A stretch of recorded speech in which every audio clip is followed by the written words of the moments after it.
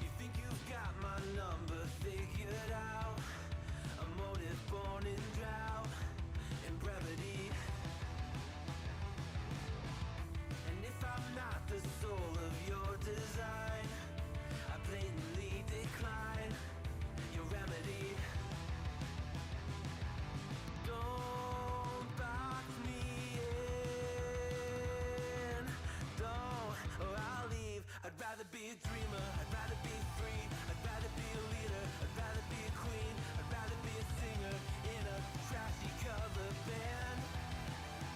I'd rather be a closer, I'd rather be clean, I'd rather be a poser in a magazine, I'd rather be pretty much anything else than your machine.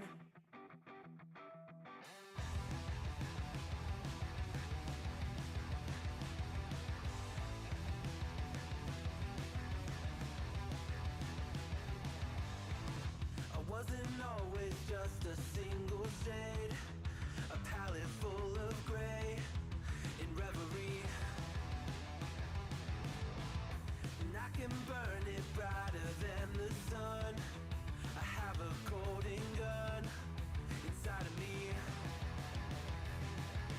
Don't box me in, don't, or I'll leave. I'd rather be a dreamer, I'd rather be free, I'd rather be a leader, I'd rather be a queen, I'd rather be a singer in a trashy cover band. I'd rather be a closer, I'd rather be clean, I'd rather be a poser in a magazine, I'd rather be pretty much anything else. And if I fall behind, ignoring all the signs, and if I lose the fight, I still rage against the night. Don't box I'd rather be a dreamer, I'd rather be free, I'd rather be a leader, I'd rather be a queen, I'd rather be a singer in a trashy cover band. I'd rather be a closer, I'd rather be clean, I'd rather be a poser in a magazine, I'd rather be pretty much anything else than your machine.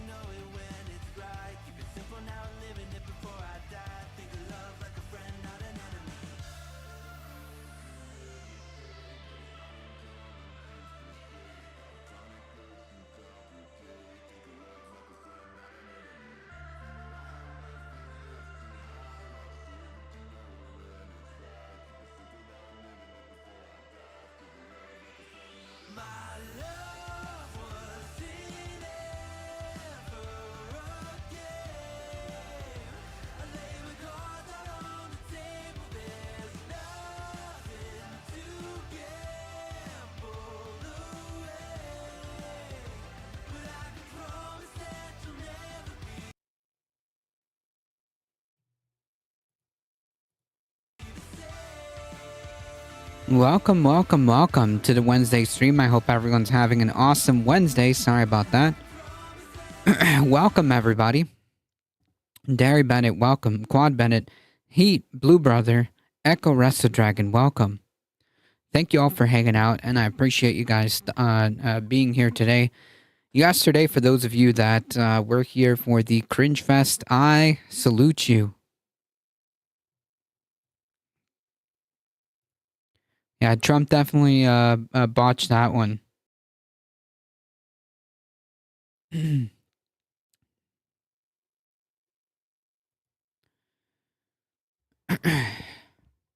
Happy birthday, Derry Bennett. Attack on 9/11, remember, yeah. All we got to,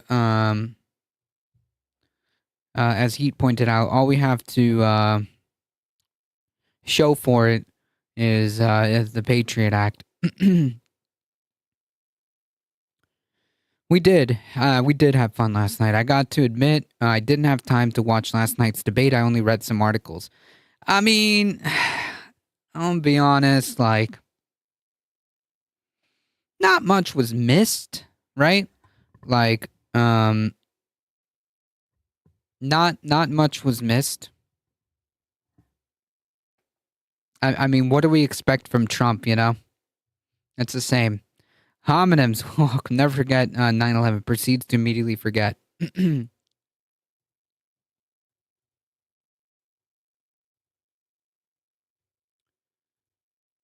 think I got everything ready. So just to like, I guess go through like a couple of things that were like, just some of the things that were like an immediate thing that stuck in my head. If you were watching the debate to add nuance to the election, you're out of luck. Yeah, we learned nothing. We learned nothing new as far as like information wise, right? Like Trump was unhinged as as expected. Trump was completely unhinged as expected. Yes, as Echo Resto Dragon pointed out, just a blabbering idiot. Like one thing I will say, well, I've got a couple things, but one of the things that I will say is that, like, man, the moderators, you know, for the right wing complaining that like the mods were against Trump. The moderators did not have a handle on that guy at all. That dude was allowed to just run his mouth as he pleased, without any type of muting whatsoever. Like I thought, we were discussing this in the little debate chat or whatever, presidential debate chat, that it was supposed to be. I thought it was supposed to be the muted mics when the other person was speaking, but didn't seem to be the case. It didn't stop him from blabbering off and going off into random tangents of things that had absolutely nothing to do with the questions. Like, did he actually like manage to answer remotely, like in the same ballpark, any question? As Homonyms was pointing out, like they would ask him about whatever, the economy or something, and like it would just turn into like some completely delusional rant, usually involving immigrants. Right, abortion and eating animals. Kamikaze on welcome. The question is, how many undecided voters did Harris convince? That's well, I'm not sure. Like, here's an even further question. How many undecided voters are there? Does that make sense? How many undecided voters are there? Because like most people that are already most people that are going to vote, they already know at this point. Like it's pretty set. The people that are going to vote for Trump are the cult members are going to vote for Trump, no matter what. He does that stuff in friendly interviews too. Questions about economy, rambles about immigration. Question about immigration, rambles about rallies. Yeah, yeah, that's right. Good point, the Simulaka. Like rallies, crowd sizes, the election was stolen. So like these are like these are the classics. Immigrants, uh, the election was rigged, and my crowd sizes. Like that's like the three things that he goes to in rotation. I was hoping you could answer your question. Oh man, doesn't half Americans not vote? A lot of yeah, we have abysmal turnout, but that doesn't mean it's undecided. Does that make sense? Choosing not to vote doesn't mean that you're undecided. It just means you don't want to vote or are apathetic, or are apathetic to the choices, and you just don't want to. You just don't want to participate. I think Harris is probably winning Pennsylvania. Harris did great. I think like she did fine. Um, much better. Much better than than Biden, and she got him a couple times real good. I think that like comeback with the abortion thing was really good. I think her comeback on that one was really good. I think her trolling her trolling him about crowd sizes, as you mentioned, baiting him. That was just perfect. Yeah, she wasn't falling asleep at the podium for sure.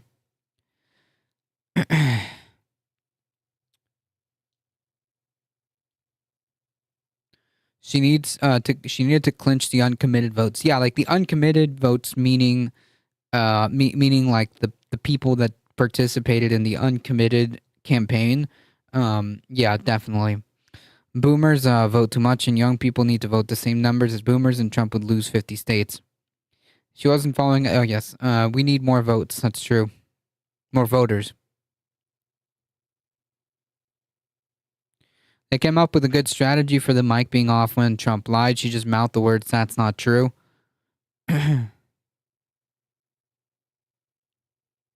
Hillary said he could be baited. I mean, yeah, he's a big man child. So yeah, like just to be clear, like debating Trump um is only difficult in so debating Trump is only difficult in the sense that like he's not there to actually debate like actual points, which makes him difficult to contend with because he's never going to talk about the topic. He's never going to have any actual cohesive points to make about whatever you're trying to debate him about. Like if you were to try to debate him about the economy, he's just going to talk about the brown people coming over the border by millions and millions and millions and millions, right? So you're never that's what makes him difficult to debate. um, you just got to do you just got to do what Kamala did and just trigger him essentially, right? Like talk about his crowd sizes. Okay, talk about his crowd sizes. And bring up the fact that he lost the 2020 election.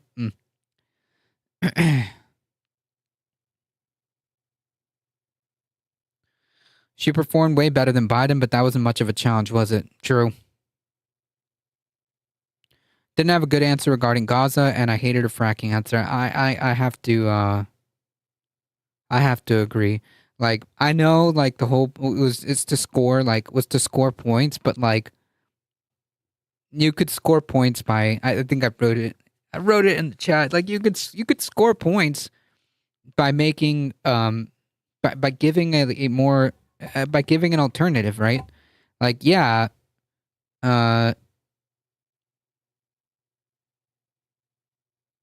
yeah, I don't think fracking's good.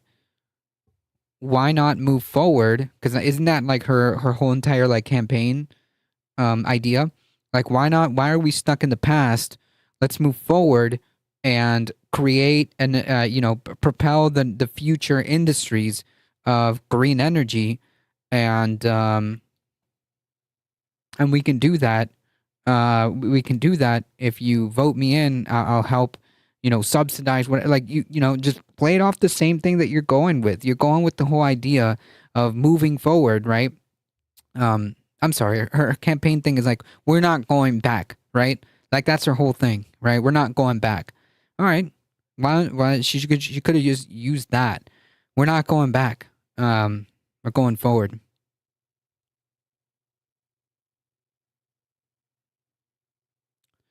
She's desperate for PA. She needs to do better than that. I agree. She could have emasculated him endlessly, but that would have looked bad eventually. There were 15 different fact checks. ABC did great. I mean, they did get some of the fact checks, some of the important ones. Uh,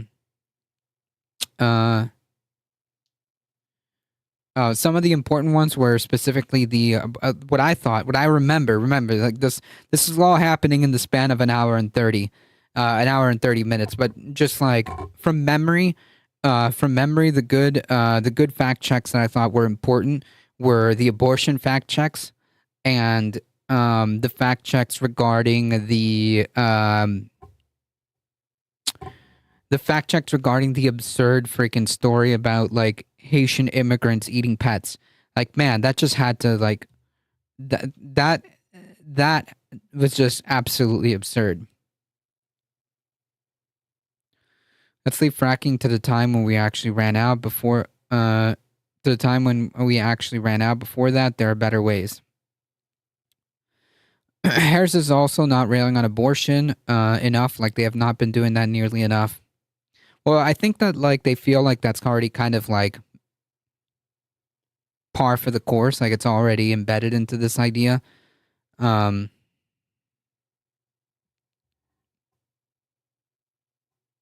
they're trying not to trigger Trump's base too much. I think. Who the heck knows what they really plan to do?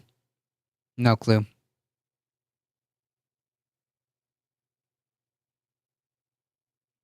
Yeah, you could see how mad he was getting. He was mad. Like, you could visibly see like that dude was getting mad. There was no way around that. That dude was getting mad.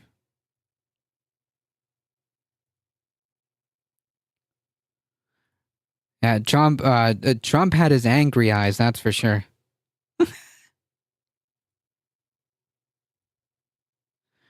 Trump had his angry eyes.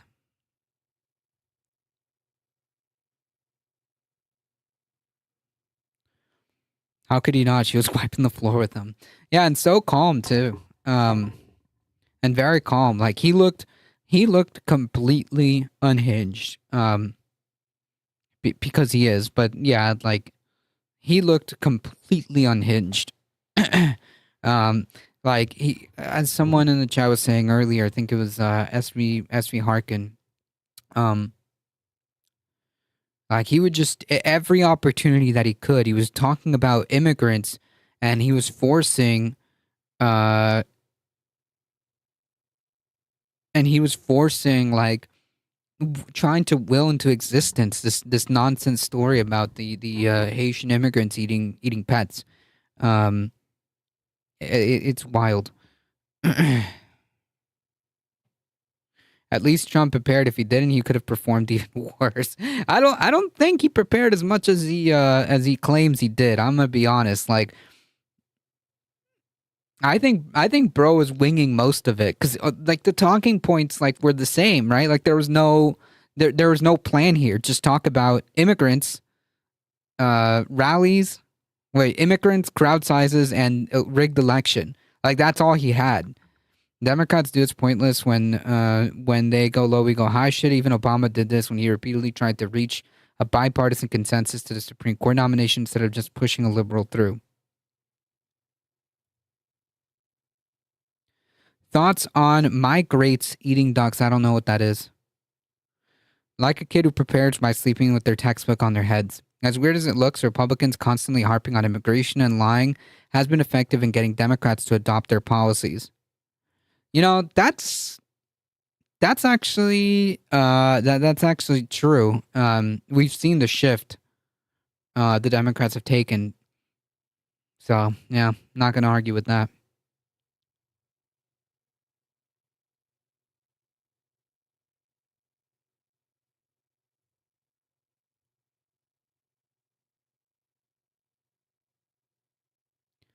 In Boston, we did have some folks thought the swans in the park were wild, and they did eat them.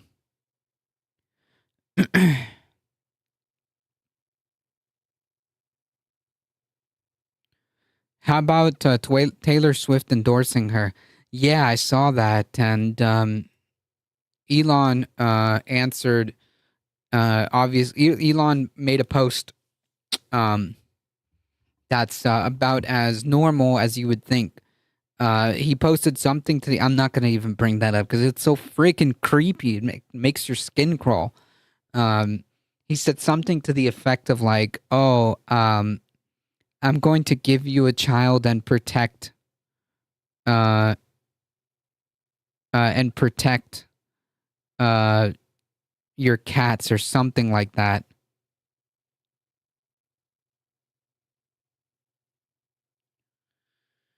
The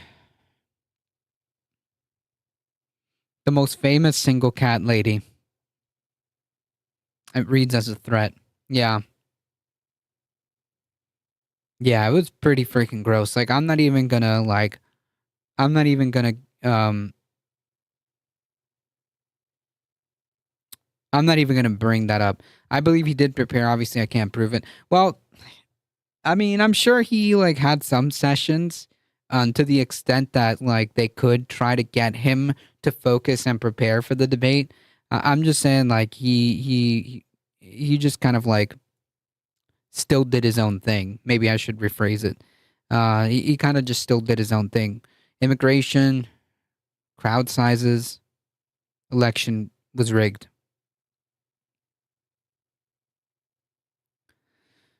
Try to get him not to say things.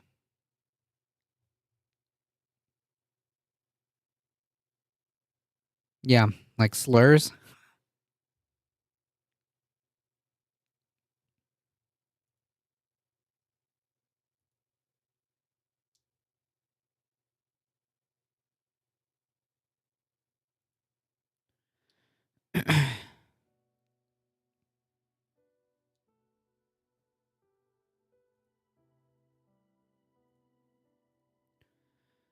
Overall, I mean, not a good show for Trump, and that's good. So he did prepare solo, focusing in his issues. I mean, like to the extent, yeah, like he probably like because it's all he does anyways, right? So like, they might have tried to sit him down. They might have tried to sit him down for a few hours and being like, "Hey, you need to focus on these core issues," and like they,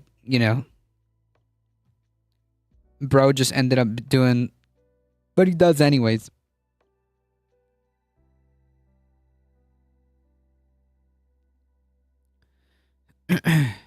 Does it really matter? No, he did really poorly, so that's good. Um, that's good.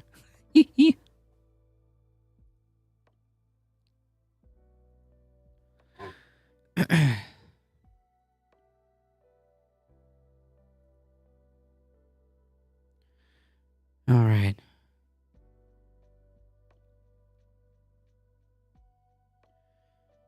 By the way, folks, you should join the Discord. We do cool stuff on the Discord. Last Saturday of the month, there'll be a movie night event. We also host the presidential and vice presidential debate, which the vice president debate is coming up. I'll check right now. I think it's in October.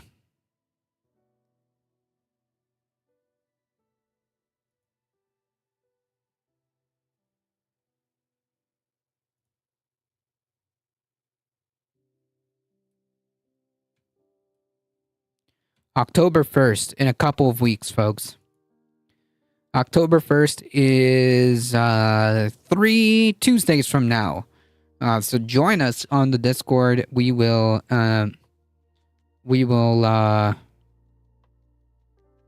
We will host it there since I'm always kind of sketched out. I'm always kind of sketched out live streaming these kind of things.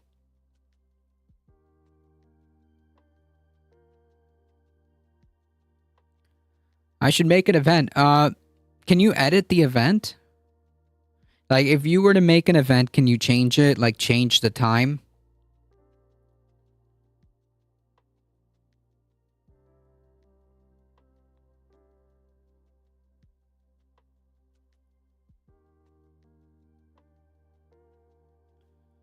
By the way, I started an English course for advanced learners. Nice. I think so. I'll check. Because if you can, just put it for 9 p.m. because I didn't see the time. But I'm assuming that it's going to be the same time. So hold on.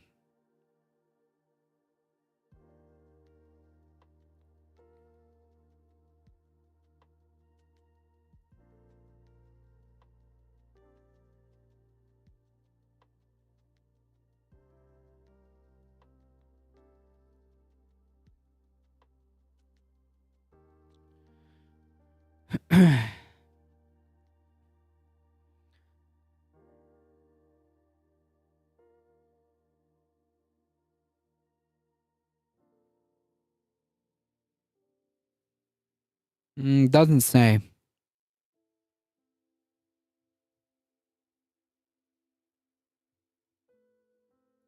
Just put it for 9 for now.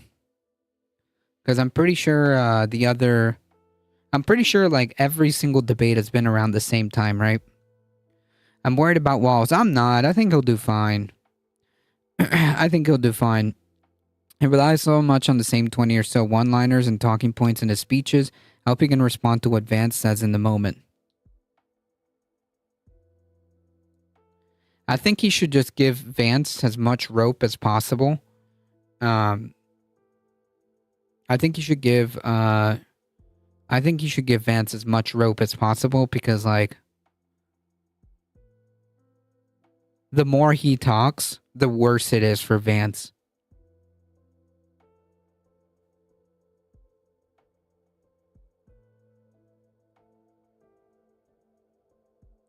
Case in point, JD Vance said he would have stolen the 2020 election if he was in Mike Pence's position.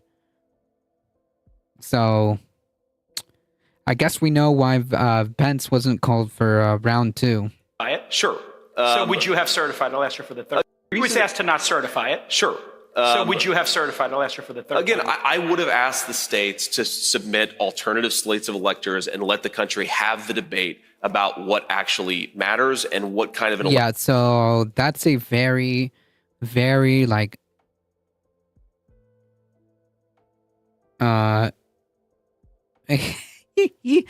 weird. Next question. Honestly, like if he does it like a couple times, like that'll be freaking hilarious. Like just like mouthing the word like weird, like as he's like talking, because like that JD Vance is gonna say some weird stuff. Or just starting like your response. I can just like imagine at least. Please, I hope he does this at least once. Tim Walz opens like the question, opens the response with, "Well, that was weird." Anyways, something to that effect. Man.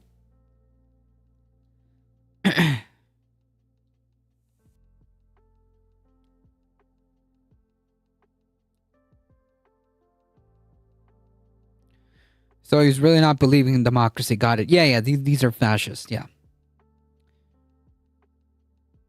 That was the one question in the job interview. Correct. So this is like a very like long-winded answer. Long-winded answer to just saying like, yeah, I actually like don't believe in the will of the American people. And if I were given the chance, I would subvert the will of the American people. This is the potential vice president, by the way.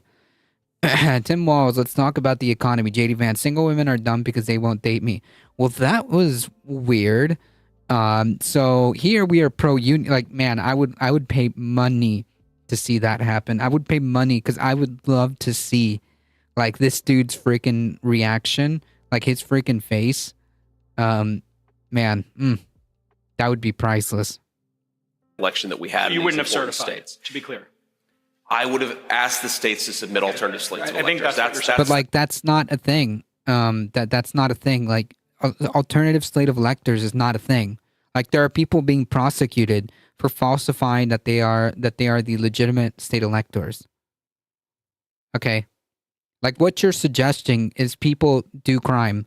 Okay, people do crime to subvert the election. That's what he's suggesting.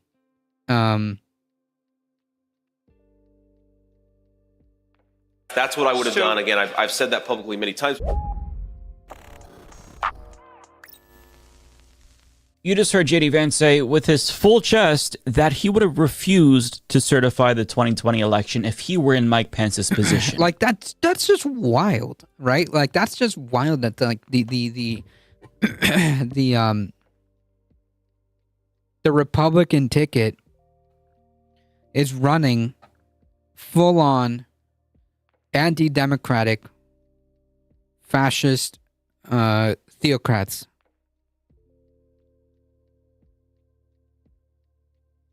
That's just wild.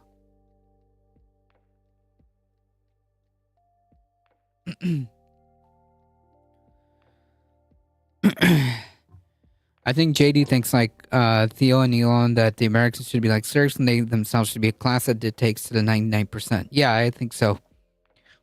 That is, I agree with that assessment.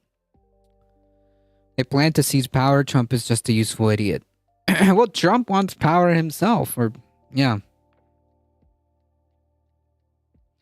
It's a real challenge. It's about how not to. It's about how long to stretch the question without actually answering it. He would have asked states to submit alternate slates of electors in order to let the country have a debate. Right, like you just can't do that. By the way, like again, the people who falsified documents to become alternate electors, because that's not a thing. That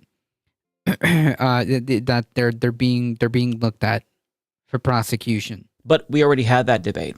It's called an election, and Trump lost. But regardless, he says he would have asked for alternative slates of electors, i.e. fraudulent electors, to subvert the will of voters. Right, fraudulent electors. That's exactly it. That's exactly it, because that's exactly what they are. It's called seizing power, i.e. a coup. Yep. The event is live and it looks slick as heck. Okay, let's do it. Nice. I didn't even know you could add pictures to that. That's very freaking cool. I like that. I like that.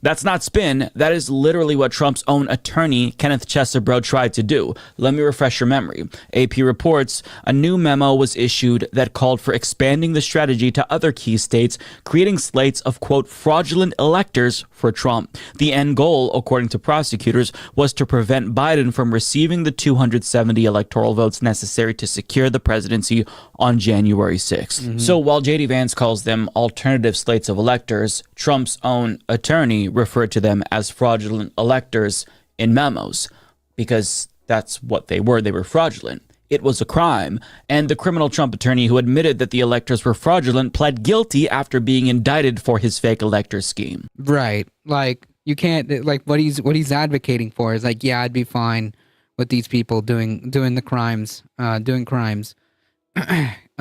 which inevitably led to these people being prosecuted, some of which have already started pleading guilty and are cooperating against the rest of them.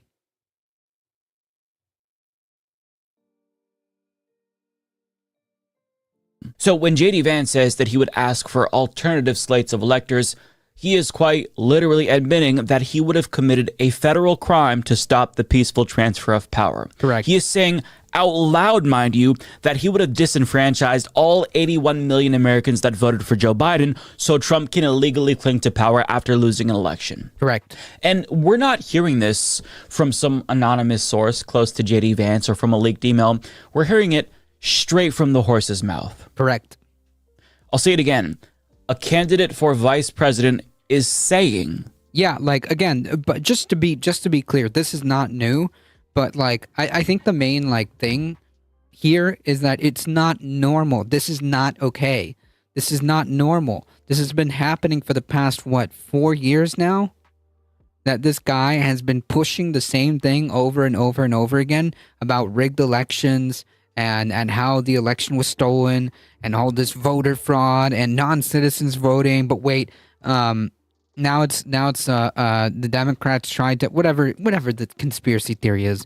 But the point being is that like this is not normal. This is not okay at all. And the fact that these people are running again for office is absurd.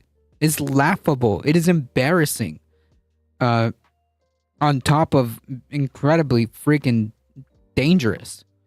It's beyond me how they're allowed to run for office.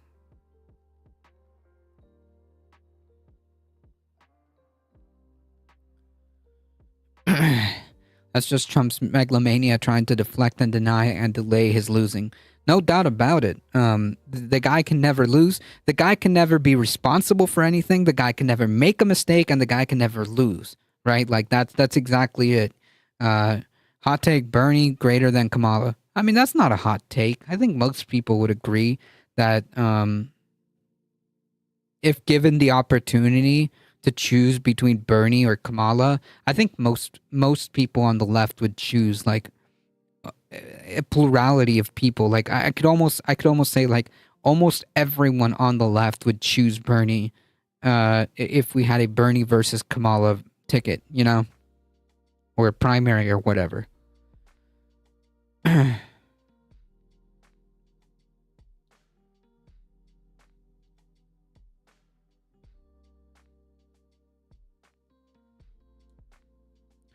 There are ways for those electors to be legal. Unfortunately, hopefully they have closed that loophole, but I haven't heard. How would that be? How would that be legal? Right? Like the only way that could be legal is if there's if there's an actual legitimate reason to stop the election and actually look into potential fraud. Right? It's something that happens at the state houses.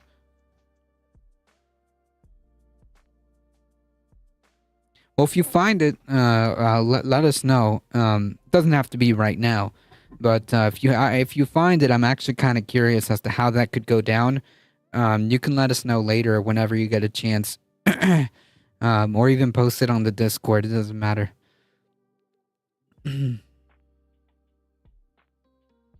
Yeah, she's certainly not a progressive darling. She's better than other choice. Well, yeah. The other choice being the fascist. So, yeah.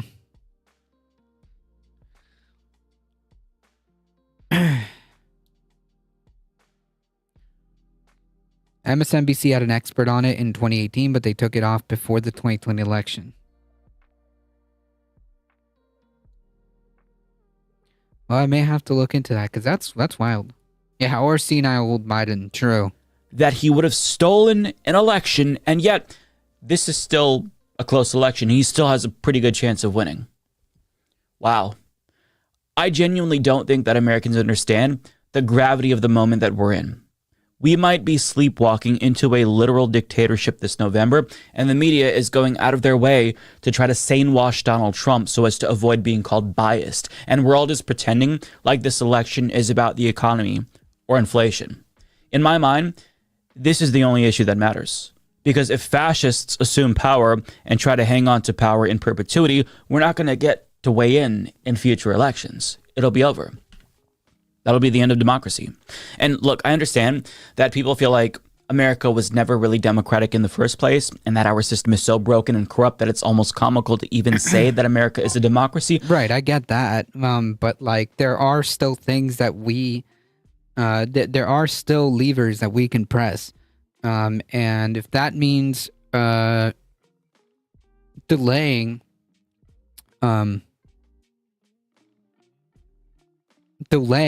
a fascist winning the White House, then yeah, I mean, we got to do what we got to do.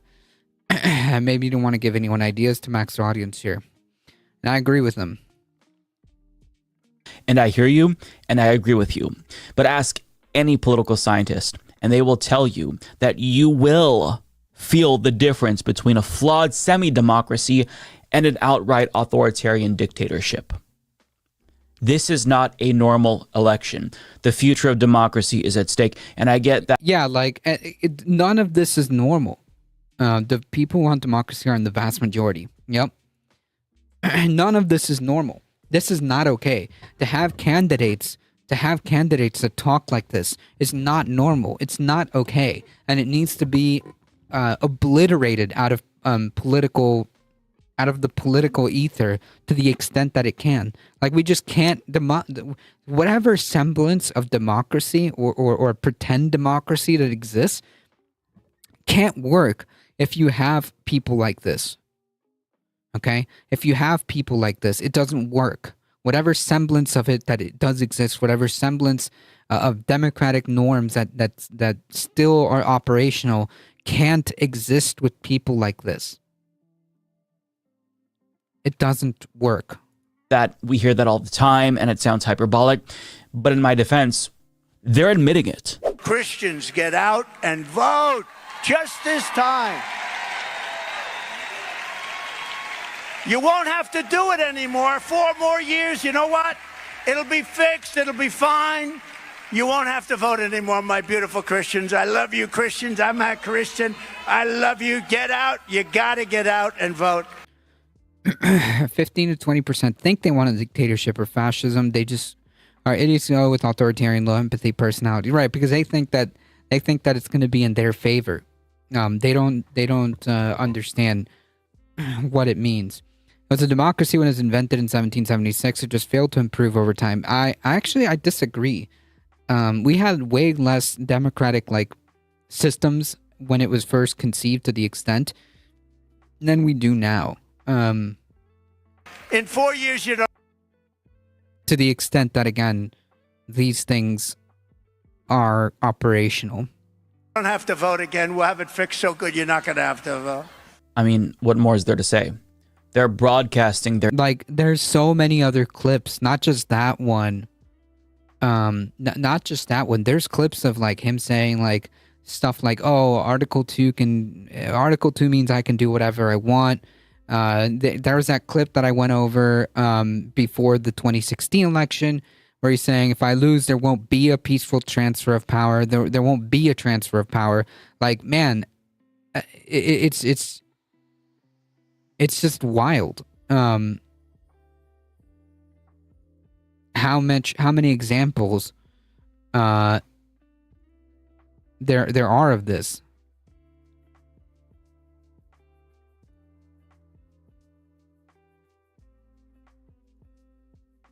Their intent to steal the election after trying to do it 4 years ago. And Trump is still hanging on to the pretense of fraud, all to justify his authoritarian takeover of our democracy. Just a couple of days ago, he tweeted this. He's watching the 2024 presidential election very closely, saying, quote, "When I win, those people that cheated will be prosecuted." Yeah, just to be clear, he's going to do the same thing. And just to be clear, he's going to do the same thing. If the election, if Kamala Harris wins the election, he's going to do the same thing. He's going to say it was rigged. He's going to say that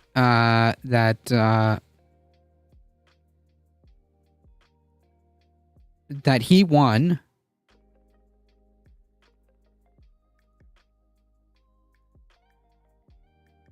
and that the Democrats cheated.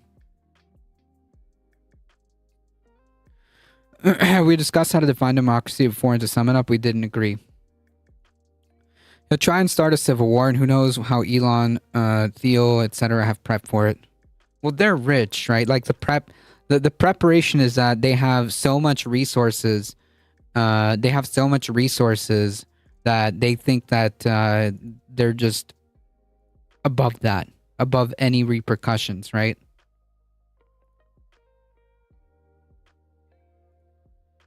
Prosecuted to the fullest extent of the law, which will include long-term prison sentences so that this depravity of justice does not happen again. He later adds, those involved in unscrupulous behavior will be sought out, caught, and prosecuted at levels unfortunately never seen before in our country. So if you commit fraud, he's going to prosecute you. The problem is that fraud is already illegal, and to make matters worse, he's presented zero evidence for the claim that there was widespread fraud in the 2020 election. His own judges rejected his claims because he had no evidence. Right, and like he was bemoaning the idea that like the judges were throwing out his case because of standing. Like, yeah, bro, that's kind of how that works. I haven't heard what Eric Prince has been doing. He offered to be Trump's army and run his own, and has his own troops. That took place in 2020 came from him when he tried to illegally overturn the fucking election. And this lie has poisoned the minds of so many Americans, not to mention it's made the lives of election officials hell, which is why we're seeing record turnover right now as they increasingly fear for their lives due to threats that they received from Trump supporters after he told them that the election was stolen. And all of this... Right, and he's going to do it again. He's going to. Like, no doubt about it. He's already priming the pump and has been doing this for years. He's already priming the pump for the 2024 election, saying, like, I'm going to prosecute people if I win, because if I don't, it's obviously rigged. This is happening because the lies of just one con man who doesn't want to admit that he lost the election. And look, he knows that he's lying. All wannabe dictators across the world use false claims of fraud as a pretense to do coup d'etats or illegally stay in power in some way. But after insisting for years that he actually won in 2020, he recently let it slip that he actually knows he lost during an interview with Lex Friedman. I was told if I got 63 million, which is what I got the first time. Right. And just to be clear, when asked about this in the debate, which I'm sure... well, maybe I haven't watched the video, but Mike Figueroa might go into it. He said that it was a figure of speech. That he won the election. He was just speaking in a figure of speech. Maybe Mike will play that clip from the debate. I know they've been getting supremacists out of the military, but they're still Christian nationalists, and they're not sure what else. Yeah, I think they've gotten some. I'm sure they've gotten rid of some white supremacists, but I think Michael Hassler has a point there. It's kind of it's kind of ingrained. Yeah. I mean, you would win. You can't not win. And I got millions of more votes than that, and millions of millions of millions of millions. Lost by a whisker. That's weird because I thought that he said he won. Interesting. Now, it really doesn't matter because in the same interview, he also talked about how the election was stolen from him. And we already know that he privately admitted that he didn't win. But he says this because his sycophants will accept whatever he says. He could say that the sky is actually green and that pigs can fly, and they'd believe him because this is a cult. Yep. But the fact remains that he has absolutely no evidence that the election was stolen. His latest claim of ballot fraud in Pennsylvania is something that even his own daughter-in-law, Laura Trump, who's also the RNC co-chair, admits that there's no evidence for. He was quoting Tucker Carlson here with an election expert. Yeah, it's just very, like, there's no point. I know that, like, for the sake of the truth, like, Mike Figueroa, for the sake of the truth, he's bringing all this up. But, like, there's no point. These people aren't gonna be moved by it. And there's no argument here. These people are just delusional. Full stop. Like, end of story. Right? Like, these people are not living in reality. that 20% of mail-in ballots in Pennsylvania are fraudulent.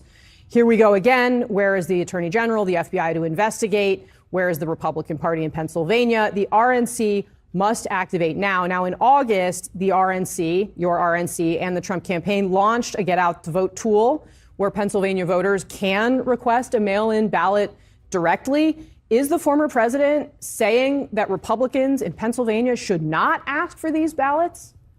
And no, quite the opposite. I would define it as a religion, no longer a cult. What's the saying? What's the saying? The difference between a religion and a cult, it's the number of people, the number of members.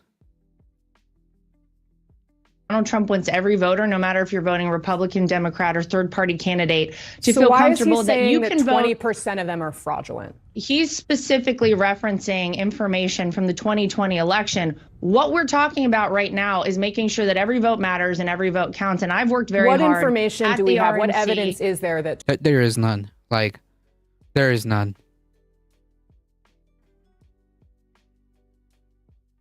Like, this conversation shouldn't be even happening, right? Like,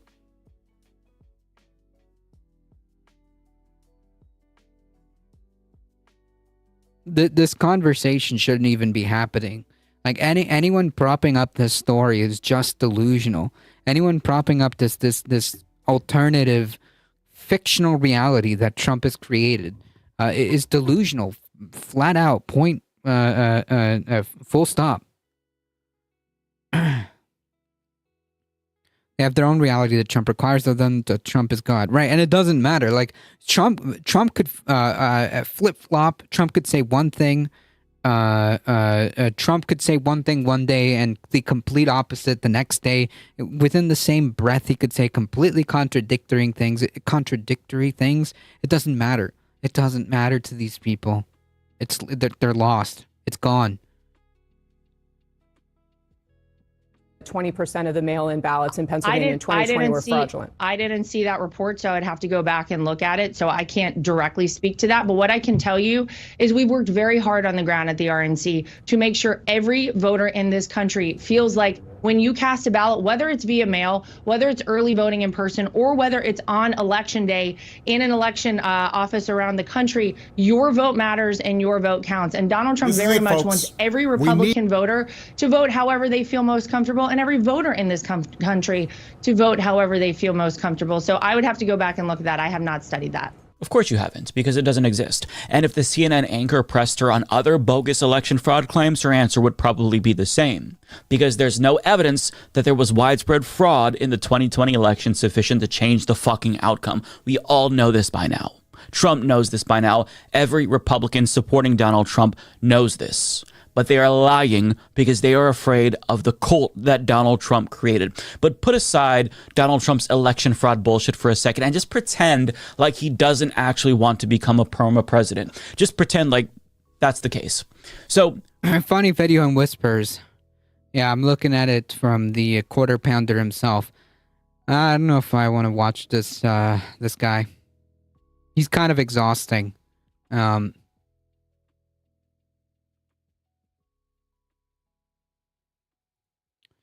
The cult is codependent. Yep. Sheeple. look at his rhetoric alone, because that, in a vacuum, should be enough to make him a non-starter to America.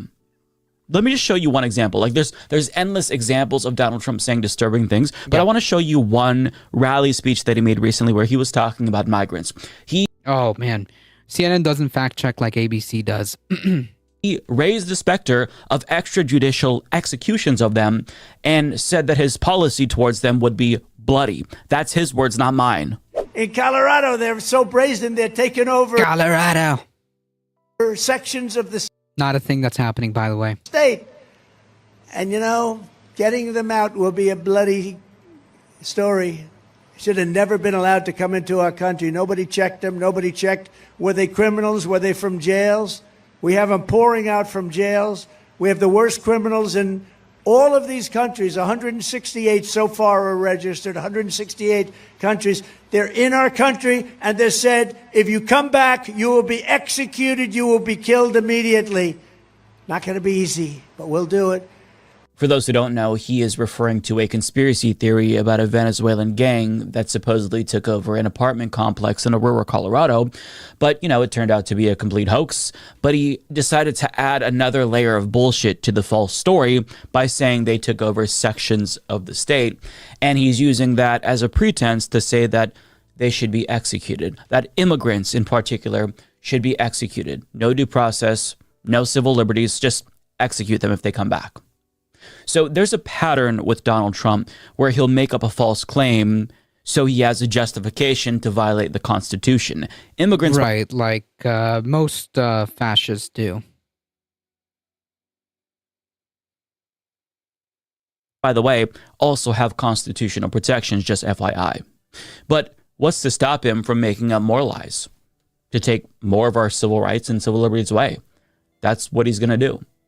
How far will he go if he knows that traditional checks and balances are no longer there to hold him accountable? If Project 2025 actually does come to fruition and give him full control of the executive branch. Look, I don't want to find out what that would look like. And listen, I know that people scoff at this notion that Trump is a threat to democracy because we've heard it so many times over so many years. But fatigue with that notion and commentary doesn't make it any less true. And listen, I'm not going to voter shame anyone because I know that the Democrats... Yeah. So, like, I think, like, the point is that what I was saying earlier, like, this has been going on for quite a while. Yes, that's also a good point, SV Harkin. This has been going on for quite a while, and it just can't be normalized. Like, it just can't be that, like, oh man, Donald Trump is saying another crazy thing. Oh man, here goes Donald Trump saying, what Donald Trump does. Like, no, this is not okay. This is not normal. And I agree, it's not just Trump, but like he's like the poster boy for this kind of stuff. He just played the clip earlier of JD Vance saying that he would literally, he would literally be advocating for crimes if it meant that Donald Trump won. There was a post-debate rant by Trump with invented numbers. Yeah, we're going to take a look at it after this one. Since we're on this topic of the debate and whatnot. Democratic Party is terrible. For years, they have spit in the faces of their leftist base and took their votes for granted, so I get it. And millions of leftists like myself included are reasonably pissed off at the Democratic Party because they're bad. They're not where they should be. Yes, they're better than Republicans, but that's a really low bar. Yeah. So I get why people want to vote third party. Like, oh man, dude, the bar is really low when it's just like not fascism. At myself in the past. But if you live in a crucial swing state, I would implore you to consider voting strategically for Kamala Harris. It doesn't make you a fucking sellout or a liberal to vote for Kamala Harris to defeat Donald Trump.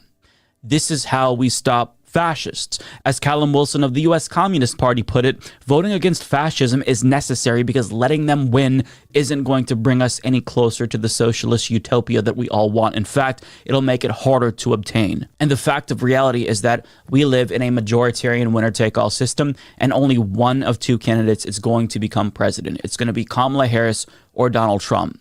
And love her or hate her, Kamala Harris is the only one that stands between Donald Trump and the White House right now.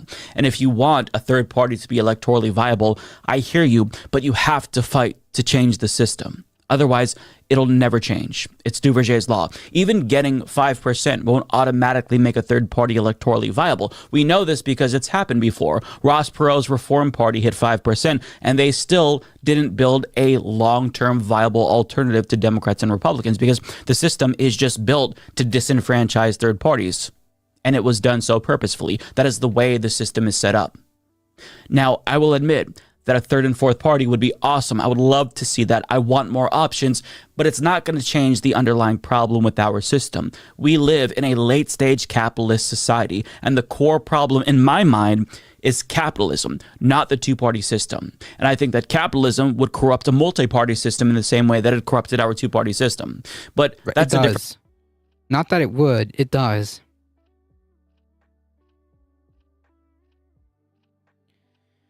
If Trump has immigrants in death camps, how long till it's socialist? I think we proved that we can yell loud enough to get some changes. We have Harris instead of Biden, but she's not Bernie. Even Massachusetts voted against ranked choice voting. It has to happen at the state levels. I agree. Actually, yes. Different story for a different day. All I'm trying to say right now is that voting against Donald Trump doesn't make you any less radical. It's not an expression of your political ideology or love of a politician. You can hate Kamala Harris and still vote for her. It doesn't mean that you love her. It just means that you acknowledge that Donald Trump is an existential threat to American democracy. And as David Dole puts it, voting is a tool. It's one of many tools that we have to affect change in this country. And as Olami Olorin put it, voting is about choosing your adversary if you're a leftist, because either way, the system needs to be fought against, and the president is going to maintain the system. They're going to maintain the status quo. So whoever becomes president, you're going to have to fight them. So we are picking our adversary here. It is the eternal duty of radicals to try and fight. And since we're going to be fighting anyway, it makes more sense to pick somebody who is the weaker opponent, who might be able to be broken a little easier. Trump's not. How can anyone believe in abortions after birth? How can anyone be? Oh man, Blue Brother, I am. If you would just, if you would engage. I mean, I'm not saying that you should, because like, man, that's just asking for psychic damage. But if you were to dabble in the type of discourse that's on, say, Twitter or on Facebook or just in Republican spaces generally, yeah, you would be very, very disappointingly surprised.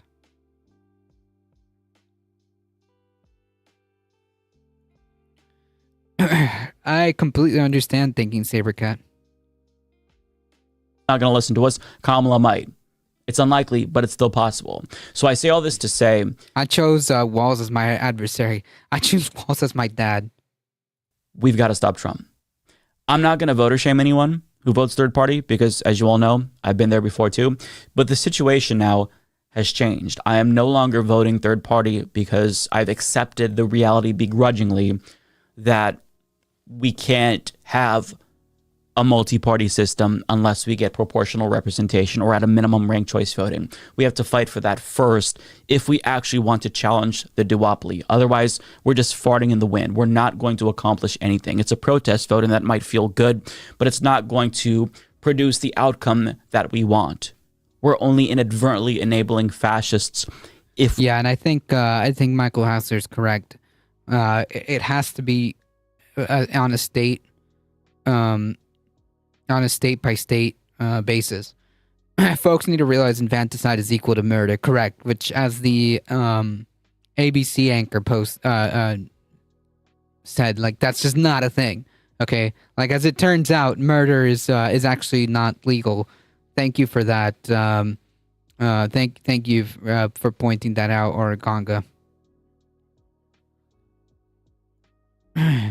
The only reason is to be this stupid is to understand the term abortion, right? But like, it's not, there's no logic behind it. There's nothing, it's just like willful, complete disregard of reality, right? Does that make sense? As I said last night, after birth abortion is just called gun violence. Yep. Murder isn't legal. I wish you would have told me before last week. Oh no, Elron.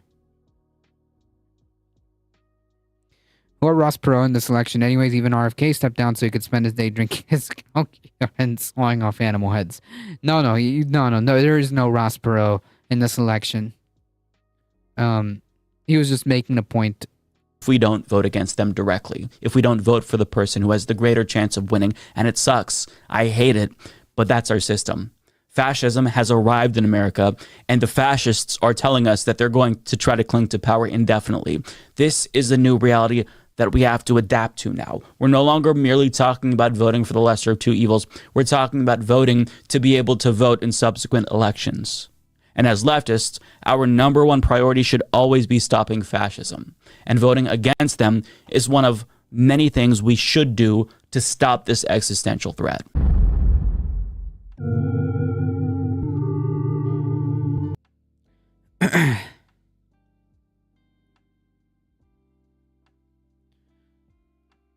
real quick before we go into the next subject. This one was brought to us by Thinking Sabercat. The rant after the debate. Last night I saw a woman execute a baby 78 years after birth. Fascism is always a death cult that can cause years or decades of suffering of people. Yep.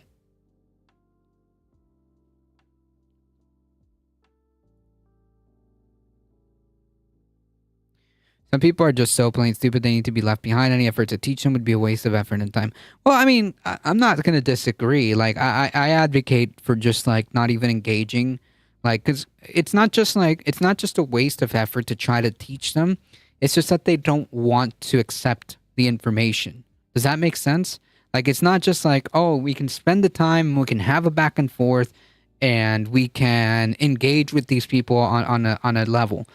We can't. It's just not possible because they're coming from a place that is not based in reality. It just can't happen that way. Yeah, I think I'd also buy some guns just in case. I understand. Beyond the polls, I felt very good. I had a good time doing it. I hate to speak about our country so negatively, but that's what happened. They've ruined our country. They've destroyed our country. How can I redo this? And I think it was the best debate I've ever personally. We're getting polls that show 92 to 6, 88 to 11. We're having a lot of great polls that just came out. Phone polls and lots of other polls, but you see the polls. A very important debate. Now she wants to do another one because she got beaten tonight, but I don't know. Why wouldn't you look at her? The polls are indicating that we got 90%, 60%, 72%, 71%, and 89%. Where are you getting these numbers from? Very good. But beyond the polls, I felt very good. I had a good time doing it. I hate to speak about our country so negatively, but that's what happened. They've ruined our country. They've destroyed our country. So everything. Yeah, and so I think it was the best debate I've ever. After it was kind of difficult to hear, but like after the debate, he was just like straight up like making random freaking polls that he just pulled out of the air. Yeah, he just made that up. My theory is if there's another January 6th, it won't be in Washington. I think it'll be in state houses. Maybe.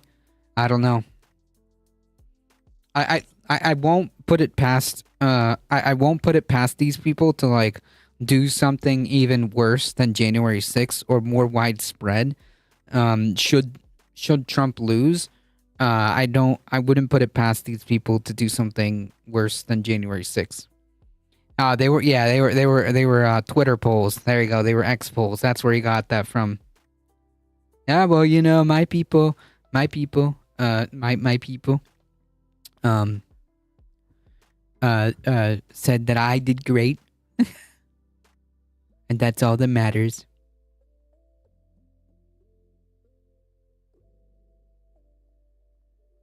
What I meant was once they got indoctrinated, those people are lost. Any efforts would be a waste. Well, I don't disagree. Really, it's basically,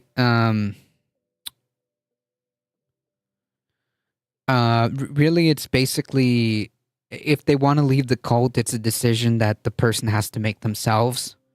You can't make that decision for them. And as you mentioned, once you're indoctrinated to that degree, when you're so like completely divorced from reality that like, yeah, there's just no getting through. So, the person would have to make that decision. The person would have to willingly make that decision. You have to stop the input, and humiliating the cult leader helps. Gotcha. You can't deprogram with reason. Right. Yeah, because, you would think so. And in a normal situation, you would hope that reason would prevail, but that's not what's happening here.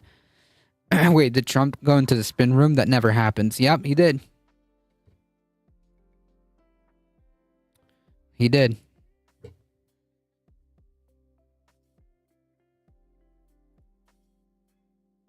This one came out a few days ago.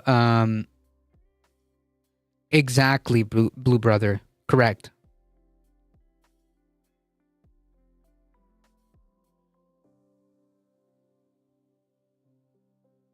Correct. Even if you showed them the reality, it doesn't matter. It doesn't matter. There's a spin and an excuse for everything. Yeah.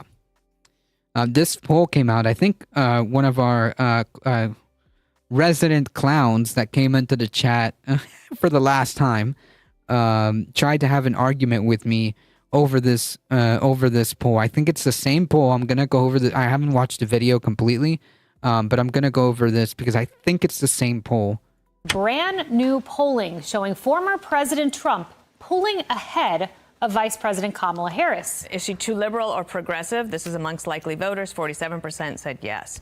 Wow, one so-so poll, and apparently the world is over. So I'm going to get to this New York Times Siena poll, which is causing a lot of conversation right now in the Harris-Trump campaigns, because it apparently means Kamala Harris, the campaign's over, they're done, they're going to lose. I'm going to show you what the poll shows, but also the lessons to be learned here, because this is the important piece. Chips and salsa sounds good. Automod? Did you get automodded? Is first not to just assume this is the end of the race, because the results of this poll are not that dramatic. I can't see it.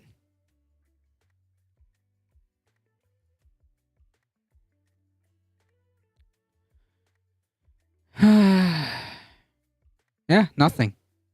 No messages ready. Amazing. Thank you, Twitch.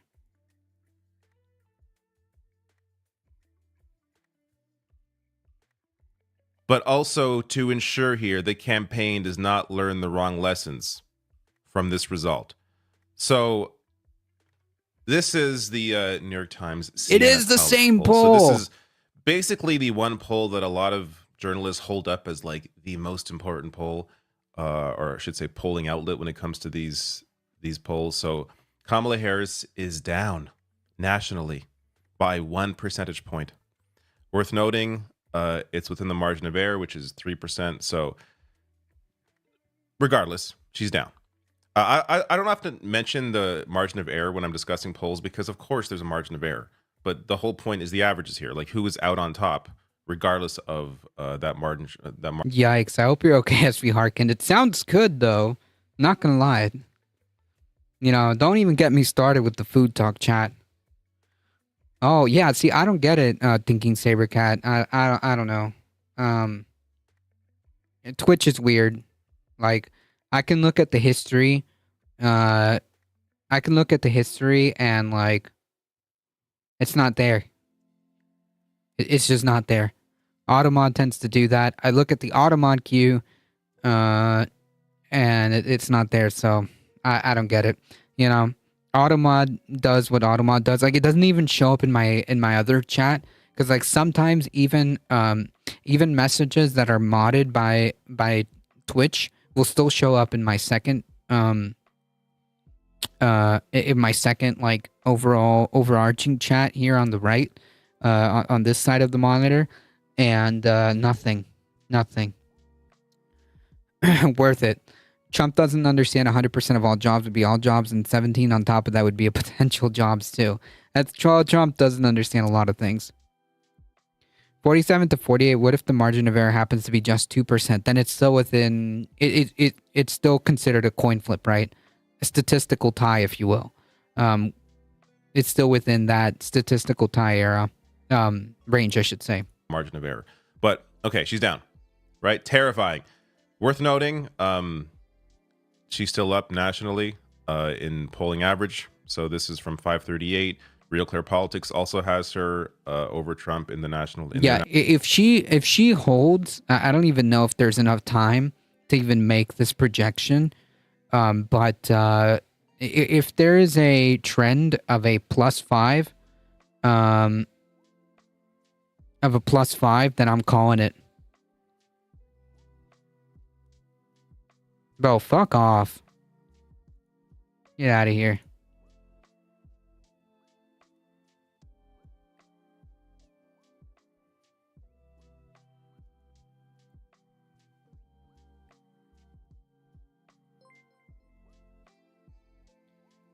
the national average as well. Mitt Nerd rating with a party of 6. Thank you. Welcome, everybody. Welcome. If you haven't seen me before, I do the news, I do the politics. I am a difficult truth. We are here Monday through Thursday, 5 p.m. Eastern Time. Welcome, everybody. If you enjoy your stay, don't forget to hit the follow button. It really does help us out if you enjoy the stay. Thank you, Mitt Nerd, for the raid. I appreciate that. Thank you. Welcome.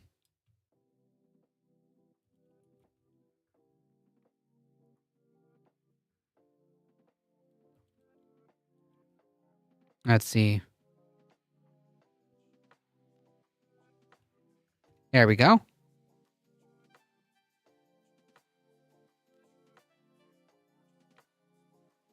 Welcome, welcome. Angie Hobbit, welcome. It could be the exact opposite of what the poll showed. Yeah, yikes to the last comment before the raid. Yeah, they got booted. They got out of here. I made sure of that.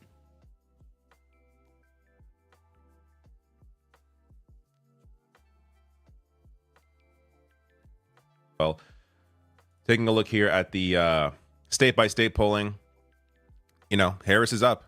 It's still, let's be clear, it is insane that the race is even this close at all. It was insane back in 2020. I'm no big fan of Joe Biden. Clearly, Donald Trump should not have been president again. The fact that it was close back then is insane. The fact that it's close now is insane. Look, there is a deeper conversation here about the complete failure of media to properly educate people. The fact that now people are in their own silos. Facebook has done a number on people's brains. So there are a variety of factors here that have resulted in the fact that at least half of the voting base have lost their minds. I was trying to decide what to do with them. I thought I banned them, but I guess not. I guess I just hit timeout real quick. It's time to get to bed. See, well, thank you for stopping by. I appreciate that. Why are U.S. elections so close? I think it has something to do with spending money in politics. Yeah. Yeah, that's a good call. I meant to ban them. I meant to boot them, period. I must have hit just like the quick timeout. In any case. But still, Kamala Harris is generally up or tied in these swing state polls. Okay, but this is where we get to the analysis portion and the lessons to be learned here. So, also in their polling, more than 60% of likely voters said the next president should represent a major change from Mr. Biden, but only 25%. You timed out and yeah, I banned them. Yeah, good. That's what I meant to do.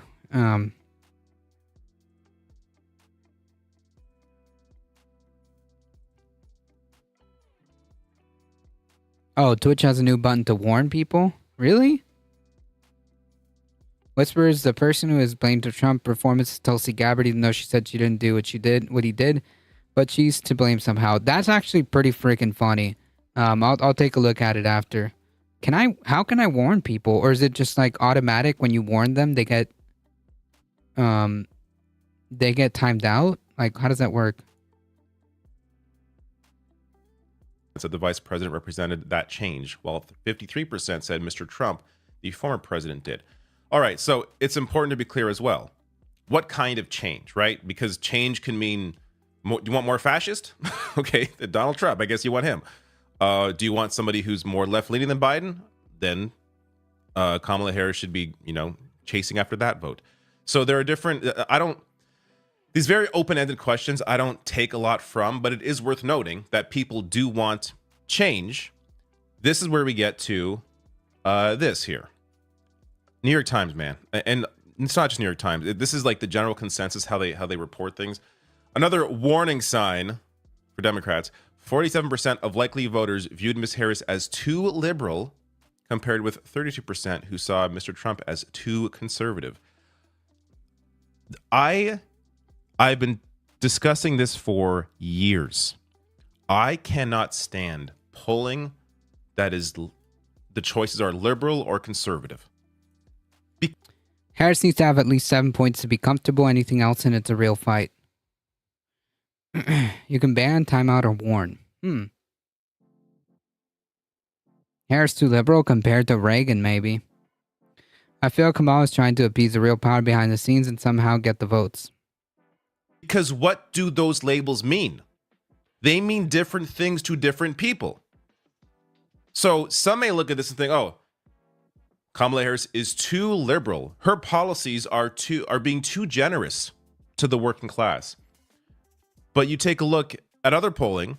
Look at what policies are actually popular, and not just Data for Progress. This is one polling out. Look anywhere. Progressive policy is the most popular policy. Examples here. Voters think addressing corporate price gouging, cracking down on junk fees, and capping drug costs would be most effective at lowering prices. The Kamala Harris campaign is addressing a variety of these things. Passing a law to prevent corporate price gouging. Kamala Harris, that's in her campaign plan. Banning companies from charging hidden or misleading fees. Again, in the campaign. Capping out-of-pocket costs for pharmaceutical drugs such as insulin. The Biden campaign has already capped the cost of insulin. So these are popular policies. You look at something like this, oh, Harris should be running away from these popular policies. No, she should be running toward them. Again, what do you mean by liberal and what do you mean by conservative? Because oftentimes people attribute things that are not conservative or not liberal to those various labels. Look at what is not popular here. Imposing new higher tariffs on imported goods. This is one of the only policies Trump has actually espoused is tariffs. Cutting taxes for wealthy Americans. Again, this is what Trump wants to do. These are the few things in his plan are the least popular things. Cutting taxes on large corporations. Again, that's part of the Trump plan. So Harris, even though she's apparently viewed as too liberal, and they're intimating here that she should be more conservative, she should not be more conservative on economic policy because those are incredibly unpopular policies. Another example, 85% of, so this is a poll from last year.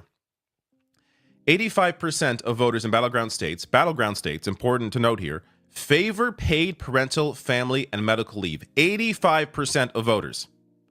So that breaks down to 96% of Democrats, 82% of independents, and 76% of Republicans.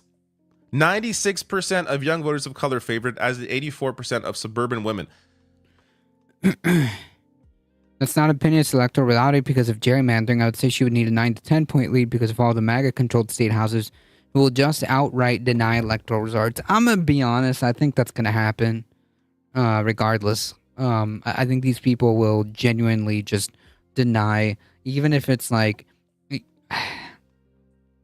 hard to say, but like, in my opinion, even if she won by like 30 points, even if she won by like an undisputed amount, they would still, an undisputable amount, they would still like say it's rigged.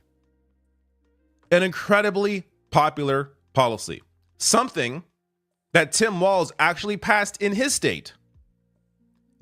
A policy like this should be front and center for the Kamala Harris campaign. Now, it may be viewed by the New York Times as, oh, it's too liberal. But look at how popular that policy is. It would be stupid not to embrace this. Now, let me show you two examples of recent ads that they've put out, the Harris campaign. One, I think, is, look, there are two different strategies. So let me play the first one, and then I'll get to the other strategy or ad that they have released. In 2016, Donald Trump said he would choose only the best people to work in his White House. Now those people have a warning for America. Trump is not fit to be president again. Here's his vice president. Anyone who puts himself over the Constitution should never be president of the United States. It should come as no surprise that I will not be endorsing Donald Trump this year. His defense secretary. Do you think Trump can be trusted with the nation's secrets ever again? No. I mean, it's just irresponsible action that places our service members at risk, places our nation's security at risk. His national security advisor. Donald Trump will cause a lot of damage. The only thing he cares about is Donald Trump. And the nation's highest ranking military officer. We don't take an oath to a king or a queen or to a tyrant or a dictator And we don't take an oath to a wannabe dictator. Take it from the people who knew him best. Donald Trump is a danger to our troops and our democracy. We can't let him lead our country again. I'm Kamala Harris, and I approve this message. All right. So I'm a little mixed on this strategy because it's possible that this does reach some voters, maybe voters in Arizona who typically lean, who are, one of the states that you apparently can actually find Republicans who are more moderate. There are not many of those voters because that typically just means, at least as it applies to politicians, moderate just means more corporate. But there are voters that view themselves as Republicans who don't like Trump. An ad like that may help that. But it's also worth noting those individuals in that ad who no longer support Trump, or I should say aren't endorsing him at least, support his policies, continue to support conservative policy, are not people that you want to align yourself with because they are not good people, despite their hatred of Trump, which is correct. They're still not good people. And they are not people that you want to be associated with your campaign in terms of policy. Right. So there is a potential to also damage your campaign if you move too closely to these never Trump Republicans, which, again, before I get to the other ad, which I think is a better example of what they're doing in their campaign, or I should say what they should be doing in their campaign, there is, Liz Cheney, who came out to... Yeah, like these aren't like things that you should be like touting as like big endorsements, right? I feel like they anointed her without an issue. She's totally a corporate dem. Oh, I don't doubt that. Does anyone remember Hillary Clinton flip-flops on the minimum wage that really lost their votes as popular ideas? As long as it's not your own policy, you can get over the hill.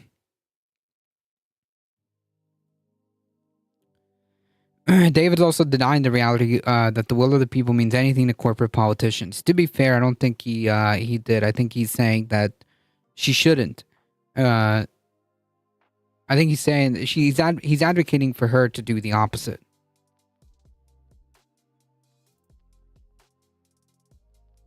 Endorse Kamala Harris. So I'm going to play a bit of this and then just show you who... Look. For the state of Texas, honestly, it's been you and Governor Greg Abbott on the front lines. Jesus. Ted Cruz jump scare. Holy Christ. Whew. Okay, let's just get through this and then we'll go to the other clip. I just want to be clear. You can't stop people from endorsing you. And I'm not sure you should. Like, there's no real control the campaign has over this. But it's important that the Harris campaign does not embrace Liz Cheney. Allow this to exist. And for the people that this impacts in a positive way, okay, let it impact them. But don't embrace these Republicans. Because what Liz Cheney was saying about Kamala Harris and Democrats just a few years ago is completely insane. And it goes to show just how fake. Yeah, seriously. Also, like, man... he says this, but like after the fact, or I don't know if he saw this after the fact, but like the Kamala HQ, the Kamala Wins Twitter account posted this as a win. Embracing the will of the people gets you slapped with communist label and all of corporate media. Yeah, I mean, but it's happening anyways. He literally yesterday, Trump called her a Marxist. She's a Marxist. It doesn't matter. That's yeah. Dick Cheney brought us here a long, long way to fascism. Agreed. All these Republican politicians are. But first, here are her comments on supporting Kamala Harris. Okay, so after her comments, we're going to cut and move because we got these headlines to go through. This time. I've never voted for a Democrat. Wow. And it tells you, I think, the stakes in this election. Donald Trump presents a challenge and a threat fundamentally to the Republic. We see it on a daily basis. Somebody who was willing to use violence in order to attempt to seize power, to stay in power. Someone who represents unrecoverable catastrophe, frankly, in my view. And we have to do everything possible to ensure that he doesn't, that he's not reelected. Given how close this race is, in my view, again, it's not enough. You have many Republicans out there who are saying, well, we're not going to vote for him, but we will write someone else in. Right. And I think that this time around, that's not enough. That it's important to actually cast a vote for Vice President Harris. All right. It's important to note here, Liz Cheney is no longer a Republican politician. She lost her seat in the House. Liz Cheney is now free to do what she is doing here. I shouldn't just say free. She is incentivized to continue being an anti-Trump Republican. That is what gets her on television in these sorts of interviews. Yep. It benefits her career to do that. How she actually feels, who the hell knows? Because she has been all over the map. I tend to think she actually does hate Trump because even Republicans, I mean, you've heard countless reports that they can't stand him, but they support him because they want to keep their positions. Liz Cheney's out, doesn't have to do that anymore. So she is doing this. Now, yeah. She's basically a dumb in their eyes. Doesn't matter because Liz Cheney's already guilty of high treason in the GOP's eyes. Yep. All right. So before we get into this, this hilarious headline, one more. We got one more. Feel like you prepped enough for this debate? Yes. He stayed focused on the issues that matter the most. A few moments later. In Springfield, they're eating the dogs, the people that came in. They're eating the cats. They're eating the pets of the people that live there. Helped him prep for this as well, right? Yes. Do you feel like you prepped enough for this debate? Yes. He stayed focused on the issues that matter the most. A few moments later. In Springfield, they're eating the dogs, the people that came in. They're eating the cats. They're eating the pets of the people that live there. Helped him prep for this as well, right? Womp, womp, womp.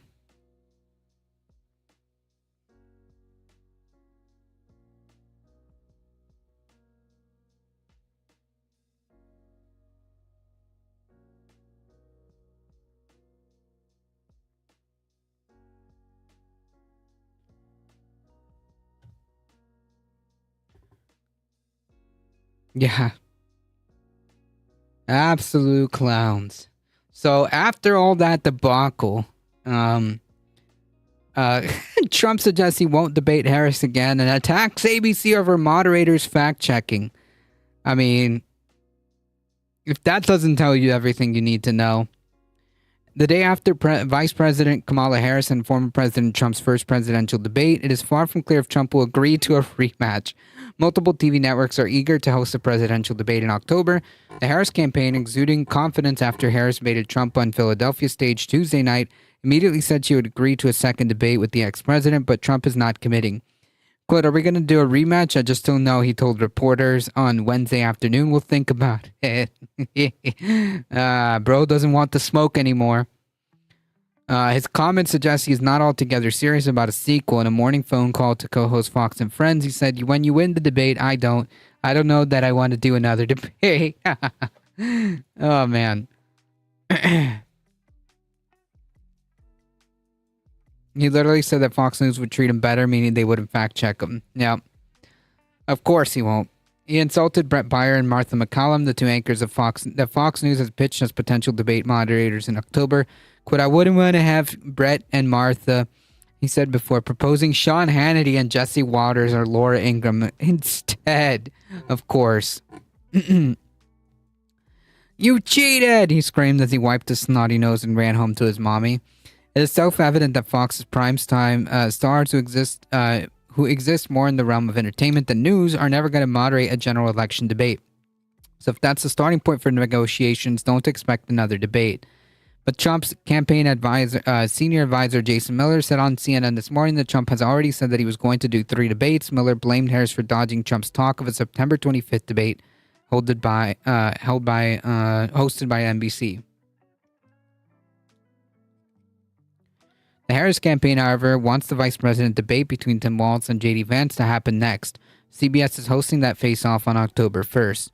That's why Harris spokesperson Brian Fallon said last night, that was fun. Let's do it again in October. NBC and other networks stand ready to host a follow-up debate. Trump told reporters on Wednesday that he would theoretically show up for a debate hosted by either NBC or Fox, but first we have to determine whether or not we even want to do it. Jesse Waters and Timu Tucker Carlson, who looks like lip race.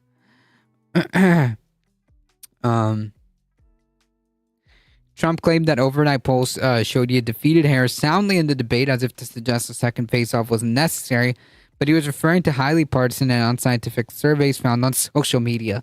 Yeah, I can imagine where he got those polls. CNN's flash poll after the debate found that registered voters who watched it broadly agreed that Harris outperformed Trump. So anyways, the point being is that it looks like he's got cold feet after getting stomped on and bemoaning the idea that there's such a thing as fact checkers.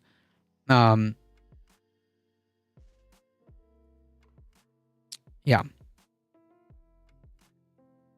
And to the clowns on social media, wasn't he saying he won last night? Right, and that's the reason why there doesn't need to be another debate, which is amazing. He even had a new hairstyle for the debate. And to the clowns on social media saying, well, they only fact check Kamala and it looked like it was a 3-on-1. Well, who was saying like the overwhelming amount of the lies, right? Like who needed to be like fact checked the most? Because like that tells you everything that you need to know. Not that like, and not that Kamala was like, being like a completely perfect and truthful debater. But like the overwhelming majority of the fact-checking work that had to be done was against Trump because of how much he freaking lies.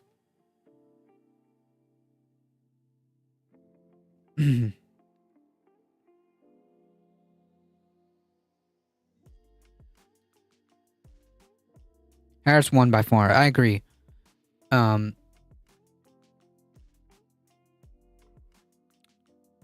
So if there is a second debate, we'll also put that on the Discord. Okay, if there is a second or third debate, we'll put those. But I guess the next thing that we're going to be looking at will be the vice presidential debate between Walz and the weirdo Vance.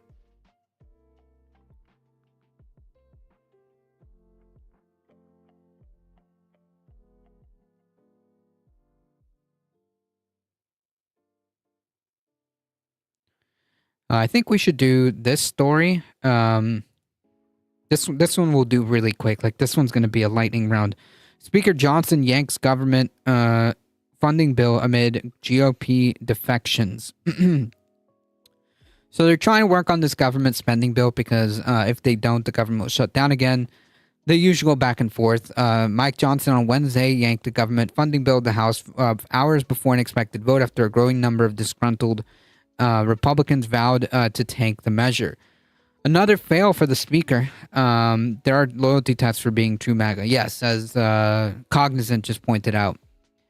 Following former President Trump's lead, Johnson had tied a 6-month funding bill to the SAVE Act, which would overhaul voting laws requiring people to show proof of citizenship when registering to vote. But now Johnson's strategy to avert a shutdown at the end of the month is up in the air. Quote, "We're in the consensus building business here in Congress with a small majority." Johnson said as he announced the funding vote would be postponed. The speaker added that his leadership team will continue to work through the weekend to flip GOP defectors. The government will be shut down at 12:01 October 1st unless Republicans and Democrats strike a deal to extend the funding. So I'm sure that they're going to pass some kind of continuing resolution at the last minute. We'll keep an eye out on this if the government actually shuts down, which in the event that it does, it will be the Republicans' fault. In folklore, Trump is the Antichrist, though. All right, what do you got for me?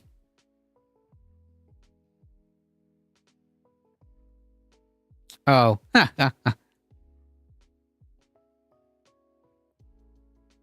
the southern border. How come she's not doing anything? And why are we allowing these millions of people to come through on the southern border? How come she's not doing anything? And I'll tell you what I would do, and I would be very proud to do it. I would say we would both leave this debate right now.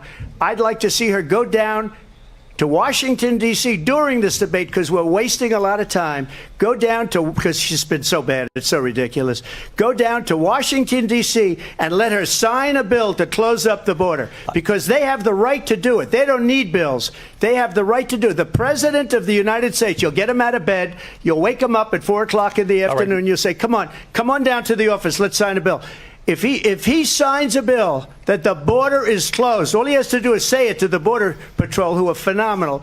If they do that, the border is closed. Mr. Those President, people are killing many people, unlike J6. Jesus. Why are we allowing these millions of people? Yeah,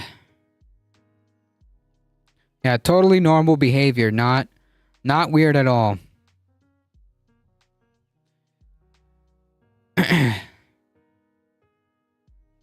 He kind of caught himself there, realizing that she's the vice president, not the actual president, because then, like, in the middle of that ramble about brown people coming over the border, he said that you should go and wake up the president at 4 o'clock in the afternoon to sign a bill. Phenomenal. Yeah, J6.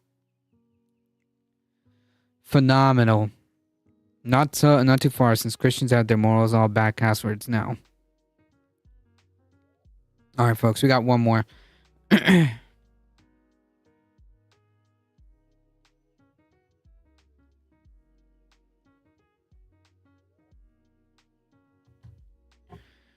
We got one more story. This one's important. Biden couldn't even get the joy out of the freaking USPS to protect elections. Yeah, that's kind of where I'm getting at. All last night he was telling to do stuff right now. Yep. Election officials warned that widespread problems with the U.S. mail system could disrupt voting. State and local election officials from across the country on Wednesday warned that problems with the nation's mail delivery system threatened to disenfranchise voters in the upcoming presidential election, telling the head of the U.S. Postal Service that it hasn't fixed persistent deficiencies. Who is the head of the USPS?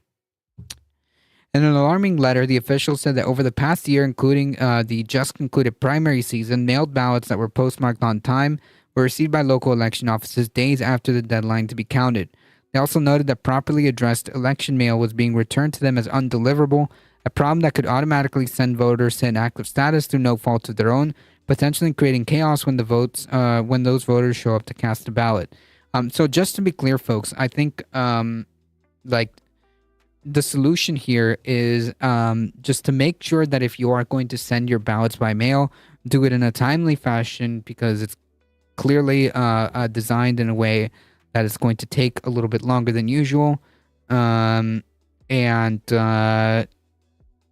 drop it off at the ballot boxes that are available for that. Had fired the postmaster general and used the local military to fill in the staff. My post office is in steep decline. The longtime workers are gone, and youth on cell phone has taken over. It's dirty, cluttered, and weird. The officials have also said that repeated outreach to the Postal Service to resolve these issues have failed, and that the widespread nature of the problem have made it clear that these were not one-off mistakes or a problem with the specific facilities. Instead, it demonstrates a pervasive lack of understanding and enforcement of USPS policies among its employees. The post office was never a great place to work, /B. My dad was a clerk. Infrared Flare, thank you for the follow. I appreciate that.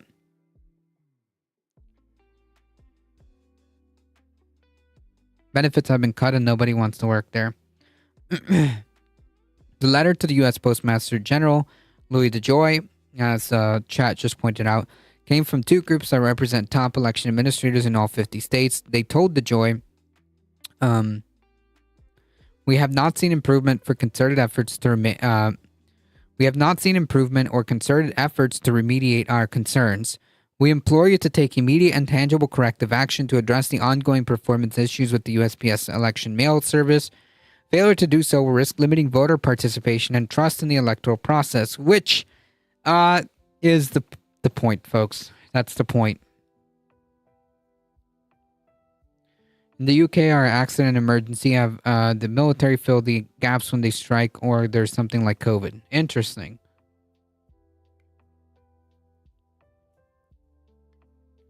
A message seeking a response from the USPS was not immediately returned. Two groups, the National Association of Secretaries and the National Association of State Election Directors, said that local election officials in nearly every state are receiving timely postmarked ballots after Election Day and outside 3 to 5 business days, USPS claims as a standard first-class mail. The letter comes less than 2 weeks after DeJoy said in an interview that the Postal Service was ready to handle a flood of mail ballots expected as part of the November's presidential election, and as former President Trump continues to sound doubts about the elections by falsely claiming he won in 2020. That year, amid the global pandemic, election officials reported sending just over 69 million ballots in the mail, a substantial increase from 4 years earlier. While it's likely that the number will be smaller now, many voters have embraced mail voting and come to rely on it. And both Democrats and Republicans have launched efforts to push supporters to vote early, either in person or by mail to bank their votes before Election Day on November 5th. The letter went out on the day the first mailed ballots of the year's general election were being sent to absentee voters in Alabama.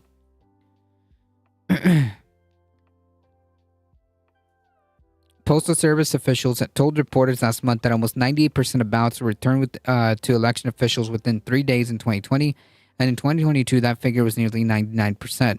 DeJoy said he would like to inch closer to 100 this election cycle, and that the Postal Service is better positioned to handle the ballots than 4 years ago. Right, but officials in rural states have been critical of the Postal Service for years as it consolidated mail processing centers to cut costs and financial losses. In addition to being signed by the current and incoming president for both groups of election officials, the leaders of groups that represent local elections in 25 states were listed. The election officials warned that any election mail returned to the election office as undeliverable could trigger a process outlined in federal law for maintaining accurate lists of registered voters. That means that a voter could be moved to inactive status and could be required to take additional action to verify their address to participate in the election. That is absurd. Kansas Secretary of State Scott Schwab, the recent past president of the National Association of Secretaries of State, sent his own letter in recent days to DeJoy. He said nearly 1,000 ballots from his state's August 6th primary couldn't be counted because they arrived too late or without postmarks, and more continued to come in. The Pony Express is more efficient at this point, Schwab said in a post on Twitter.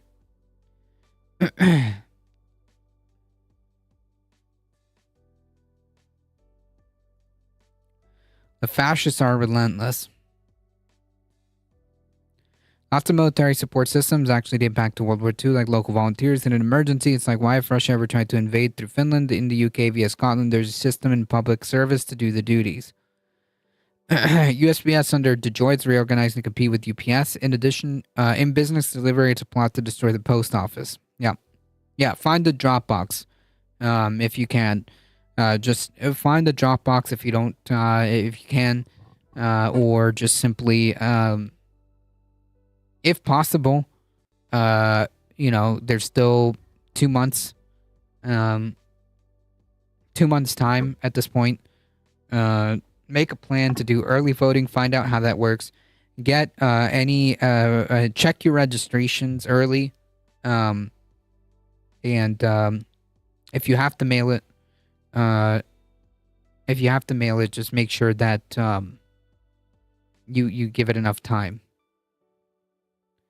Schwab and other Kansas election officials have also said some ballots arrive on time, but without postmarks, which keeps them from being counted under Kansas law. What's more, Schwab told DeJoy local postal clerks have told election officials that they can't add postmarks later, even if it's clear that the Postal Service handled the ballot ahead of the mail-in deadline. Kansas will count ballots postmarked on or before Election Day if they arrive within 3 days. The Republican-controlled legislature created that grace period in 2017 over concern that mail delivery had slowed after the Postal Service shut down 7 mail processing centers in the state. That left much of the state's mail handled through larger centers in Denver, Amarillo, Texas, and Kansas City, Missouri. Schwab had promoted the use of local ballot drop boxes for voting in advance, breaking with other Republicans who have suggested without evidence that they can be a source of fraud. Schwab had long said boxes are more secure than the U.S. mail. Keep your ballot out of the hands of the federal government, he advised on a post on Twitter. So the postal employees are not postmarking them? Yeah, apparently some were missed. In their letter Wednesday, election officials said colleagues across the U.S. have reported that Postal Service staff, from managers to mail carriers, are uninformed about the service's policies for handling election-related material, give them inconsistent guidelines, and misdeliver ballots. There's no amount of proactive communication election officials can do to account for USPS's inability to meet their own service delivery timelines. Officials wrote, and state and local election officials need a committed partner in the USPS.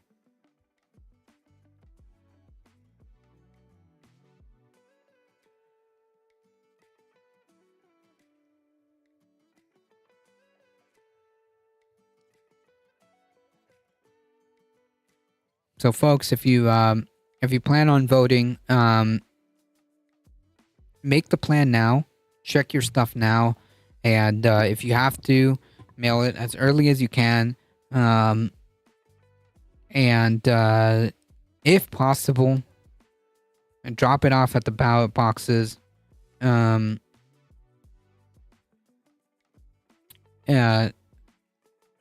vote early. Make a plan to vote early if you can.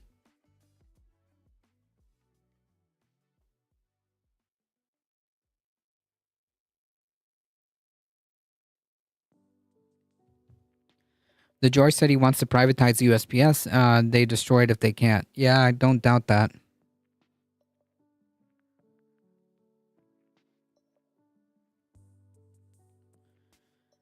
The story made me mad and my stomach ache went away. Well, there you go.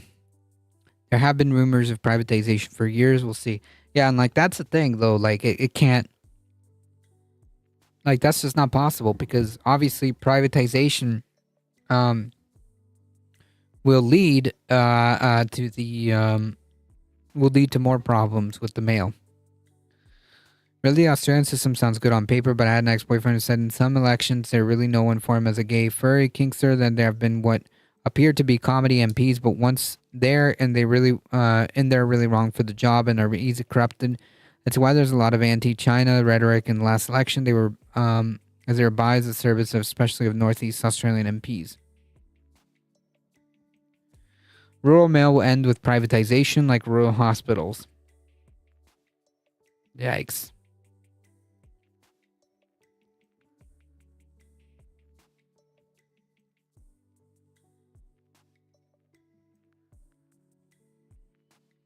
Folks, once again, make a plan. Make a plan now that there's still time. Check your registration. If you have to vote by mail, do so with that in mind. Drop it off or vote early. Or if you have to, vote on November 5th. Just make a plan. My university was a clinic. My university clinic, which was just privatized, and now it sucks. Yeah. There's no possible way you can pay less than $1 to deliver a letter across the country with private means. The Australian elections, you can opt out of voting, but it's difficult and local government will pass through people. Yeah, I heard about that. I heard about that.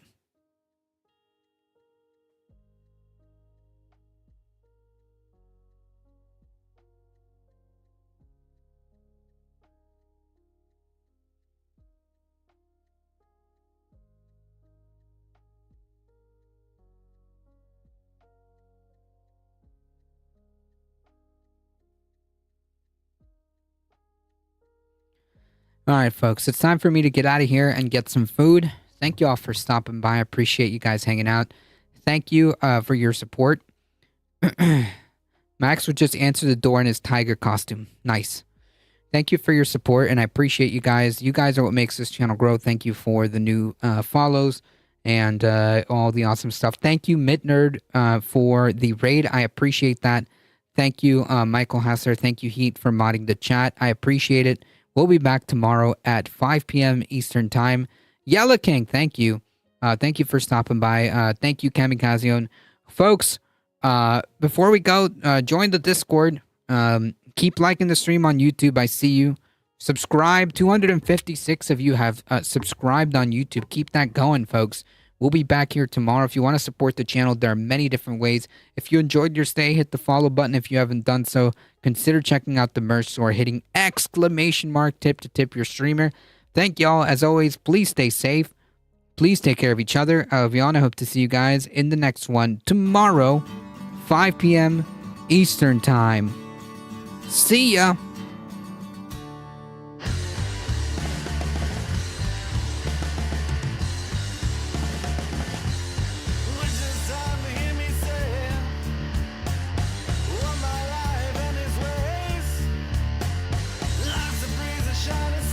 Phew, hang tight, folks.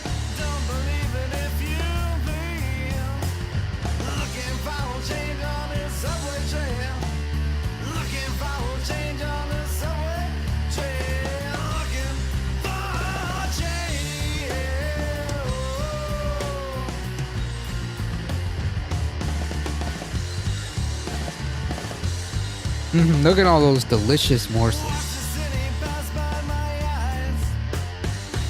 Hang tight, folks.